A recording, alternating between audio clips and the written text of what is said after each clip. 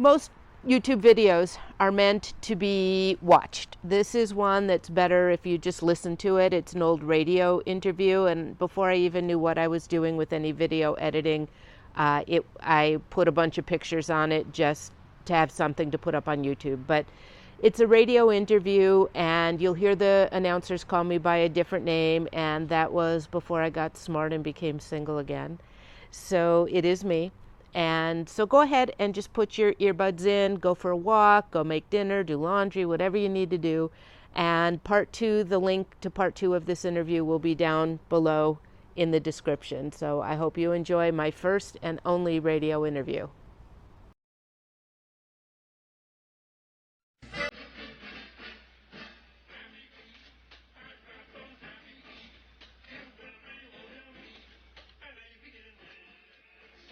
Thanks, Kermit.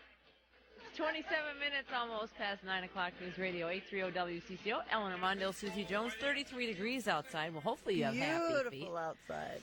But a lot of people don't have happy feet. Oh, they don't. And a lot of people probably don't go to the podiatrist because they are not sure if they should or if they think they can get something at the drugstore that'll fix whatever it is. And so we've invited Judith Hector in, who's a podiatrist, and I wanted to ask you right off the bat, what are the number one complaints that people come to you for with their feet? Mostly it's heel pain, and a lot of heel pain out there. And people also come in with nails they can't cut, bunions and hammer toes, and other aches and pains. What's the problem with heel pain? What's going on there? Is that a hard thing to diagnose? It's not a hard thing to diagnose, but not all heel pain is plantar fasciitis, which everybody's heard that word by now. What is plantar fasciitis? The plantar is a Latin word for the bottom of the foot, and fascia is a kind of tissue that's on the bottom of the foot that attaches from the ball of the foot back to the heel. And if it tries to stretch, it gets inflamed, and then you get pain back at the area of the heel where it attaches. And so itis means inflammation of, so plantar fasciitis. But you can stretch your feet easily at home. To a point. Yeah, that helps a lot.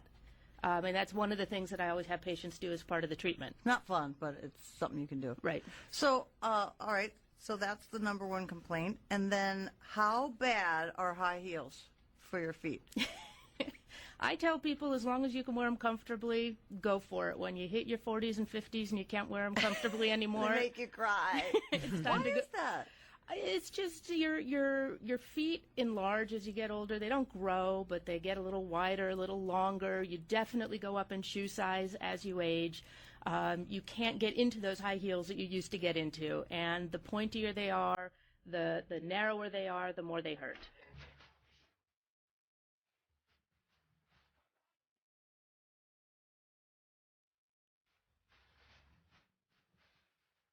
If you can walk, if it doesn't hurt too much.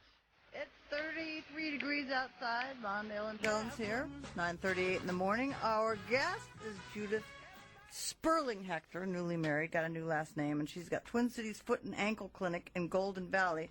We are taking your calls here at 651-989-9226 or out of the area, 866-989-9226. And if you are streaming online, which we hope you'll do at work or wherever it's convenient, just write in an email to the studio right on the homepage, and we'll get our questions to the doctor that way. So we have already gotten a lot of phone calls because apparently a lot of people have problems with their feet. So Linda, good morning. She's calling from Apple Valley. Good morning, Linda. Good morning. You're on with Mondale and Jones and Dr. Hector.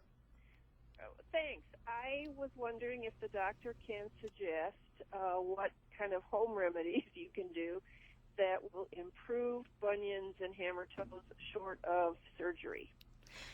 Once you have the bunions and hammer toes, it's kind of hard to get rid of them with home remedies.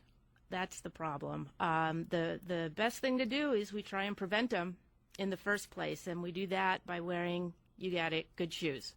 Bottom line, good shoes are it. They are it, yeah. Bunions and hammer toes are more... What's a hammer toe? A hammer toe is a toe that kind of sits up and can rub the top of the shoe, and you just can't straighten it as you're walking. And the bunion, for those who don't know, is like a bump at the big toe joint where the big toe starts to move over toward the second toe. And it can be painful either at the joint or it can be painful where it rubs on the shoe where the bump gets larger. Lots of people have them. They are genetic, and you're born with the foot structure that's going to cause it to happen if you live long enough. And the one thing that we can do to try and prevent it is to wear good shoes that give you good support.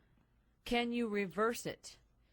You can put in toe spacers between the big toe and the second toe that will hold the toe apart. You can put splints on your hammer toes that will hold them down. But as soon as they come off, they're going to go right back to where they want to be anyway. So they're not going to fix it, but you can manage it so that they don't rub on the shoes. All right. Again, our guest is Dr. Judith Sperling-Hector, and if you have a question for her, go ahead and give us a call here at 651-989-9226. We'll get to more of your calls right after this on Mondale and Jones.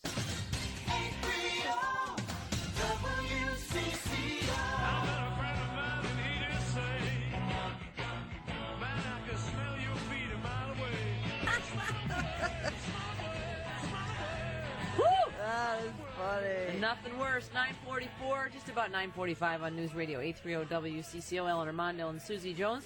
On this Wednesday, February 11th, 33 degrees in the Twin Cities. Our guest is Dr. Judith Sperling-Hector, and she is with the Twin Cities Foot and Ankle Clinic in Golden Valley. And we're happy to have her with us today. And smelly feet, you heard Paul McCartney singing about it. Is there foot deodorant? There actually is. Good foot deodorant? It works. It's a prescription. And you put it on your feet and wrap them in saran wrap and socks, and you go to bed that way. And basically what it does is it clogs the sweat glands. That's what all antiperspirants do. Okay. And it does work, and it cuts down on foot odor. And that can be a problem. And is foot odor inherited as well as the hammer toes and bunions? Yes, only because it's not because your feet are dirty. It's because your sweat reacts with the normal bacteria on your skin, and it creates that odor. So you have sweat that's probably same in chemistry as your parents. Now, I know the glamorous side in Hollywood is using Botox in their armpits so they don't sweat. Oh, my Could goodness. you put that in your feet, too? I haven't heard of it. You probably could try. All right, let's get to some calls here. A lot of folks want to ask you questions this morning. Marilee is calling from Blaine with a question for you. Hi, Marilee. Hi. Go ahead, please. Hi. Well, I have a question. My father passed away recently in his 80s, and he had terrible hammer toes and suffered with them for years. And I know that if you're going to have surgery, you got to have it before you get too old. You know, and he had diabetes and everything. And I have, sadly to say, my father's feet. And I'm just worried down the road that I'm going to need some work done on him. And when's the age that, you know, when do you need to get it done? I'm in my 50s now. Well, it depends on how bad they are. Well, they're not hurting me yet, but boy, he was miserable. Well, you know, this ties in with Linda's question before about bunions and what you can do at home. And the thing is, because hammer toes and bunions are both deformities that come because of the structure of your foot and not from wearing bad shoes and not just because you get old, if we can control the mechanics of the feet that allow them to happen with inserts or custom inserts called orthotics, we can possibly keep them from ever getting worse. And that would be the one thing that you could do now, would be to see a podiatrist or start with your family doctor and look into some custom orthotics to control the mechanics of your feet to keep those toe deformities from getting any worse. And it's not an absolute that you're going to have surgery on them. You've mentioned good shoes a couple of times now. What constitutes a good shoe? A good shoe is one that is, number one, comfortable. Number two, wide enough to accommodate your forefoot is important. Oftentimes it means something that ties, something that has a strap that goes across the top that will hold it on so you're not clenching with your toes like we all wear the mules and the backless shoes where we have to grip with our toes. They should have a good arch support in them because that's key for helping the dynamics and the mechanics of your feet to help prevent these mechanical deformities like bunions and hammer toes. And what about earth shoes that were so popular where the heel is lower than the toe? Well, it's interesting. Earth shoes almost went out of business in the 80s because so many people got ruptured Achilles tendons. And so when you wear them, you need to make sure that if you're starting to get pain in the back of your heel, that you take a break. Yeah, I think I got another pair because I thought, oh, that's going to be great. and I wore them probably 2 or 3 times. Mm-hmm. I said, okay, that's enough. I think my calves are going to be the size of my head pretty soon because there's so much work going on in your calves, and then things don't fit anymore. All right, let's go to Kathy calling next from Columbia Heights with a question for Dr. Sperling Hector. Hi, go ahead, Kathy. My question relates to toenail fungus. Is there anything that I can do at home to treat it? And if I can't, what's going to happen? Well, actually, I know what's going to happen because I saw my mom's toes. But who do I go to get some help? Thanks. Well, of course, I would say your podiatrist. But there are things that I have had patients tell me have worked that are not prescription. Everything from putting Vicks Vapo Rub to bleach to tea tree oil to Listerine. I had one friend whose wife soaked her feet nightly in Listerine and vinegar and swore that it worked. Now, if you try all those and they don't work, there are prescription topical medications and there are prescription oral medications that you can take. For toenail fungus. For toenail fungus, yes. And is this inherited, or is this something you get at an unclean how do you get manicure a fungus? place? The fungus is out there in the environment. I tell people kind of like the cold virus. And some people have a system that's better at fighting it off than other people. And so, again, that's the part that would be hereditary. Whether or not your body will fight off the fungus. So a lot of times when people come in with very thick nails later on in life, they will tell me their parents had them as well. All right. Again, we have to take a break right now, but we do have time for more calls. We're talking to Dr. Judith Hector about your feet, 651-989-9226. If you have a question, jump in, 1-866-989-9226 out of the area. And, of course, email us at wccoradio.com if you want to get your question to the doctor that way. Back after this. Don Shelby and Jeff McKinney, oddly entertaining. The other day he said, man, I like listening to you. I never know what you're going to say next. I know. Well, neither do we. That makes 3 of us. That's what I said. All right. Weekday afternoon starting at 3, 830 WCCO. Minnesota's 830 WCCO. If it only can lose, Good morning. It is 54 minutes past 9 o'clock. News Radio 830 WCCO. You're listening to Mondale and Jones. Our guest for just a couple of more minutes, Dr. Judith Hector of the Twin Cities Foot and Ankle Clinic in Golden Valley. And we will make sure, Judith, that we get your information because we may not get to all these calls here before the top of the hour. Let's take a call from Leslie in Mounds View on line 2 for the doctor. Go ahead, Leslie. You're on the air. Good morning. Every year I have new orthotics made for my rotten feet. And they're not rotten. Embrace really your hard feet. To walk on a lot of the time. The doctor said there are no fat pads left on the front of my, under the front toe on the outside. And so I get these really hard little calluses that you have to dig out. Is there anything else we can do beyond that to help with the pain in walking? I can walk in my inserts for like an hour and a half, and that's about it. Wow, that's a tough one. Once you start to lose the fat pad, and it's one of those things that they don't tell you about, like needing glasses and needing to dye your hair as we move forward in life. People do lose the fat pad under the ball of the foot, under the heel. Where you're describing it is not as common, but it does happen.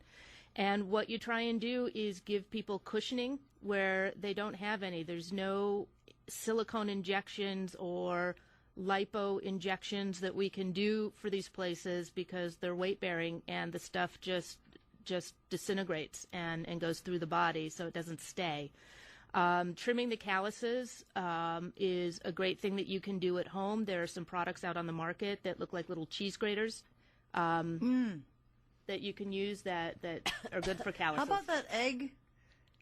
Petty egg or whatever. I actually went out and bought one to try it. Yeah, I heard they were great. I love it. Yeah. You can crazy. shave off the extra skin. Okay, we have a call from Renee in Hudson, Wisconsin. She's got a complaint that apparently Judy hears a lot. Good morning, Renee. Thank you for taking my call. Just a question about what you would recommend for heel cracks. Yeah, those are tough, especially in Minnesota and especially in the winter, and I do see that a lot. And if they crack too deep, they can get infected and they can be pretty painful. The key is you got to get the callus off the top of them. And if you don't if you don't thin out that callus, those cracks are never going to go away. But the best treatment that I actually give my patients to do, besides trimming down the callus, is Crisco. Crisco? Believe it or not. We got Vicks on our toes and Crisco on our heels. Very nice. Thanks for calling, Renee. We are out of time. What a delight, though. We'd love to have you on again sometime. Thank you. Thank you. And how can people get in touch with you? They can call Twin Cities Foot and Ankle Clinic in Golden Valley, and the number there is 763-546-1718, or our website is tcfoot.com. And we'll put a link on our website as well with that information. So thanks for coming in. Thank you.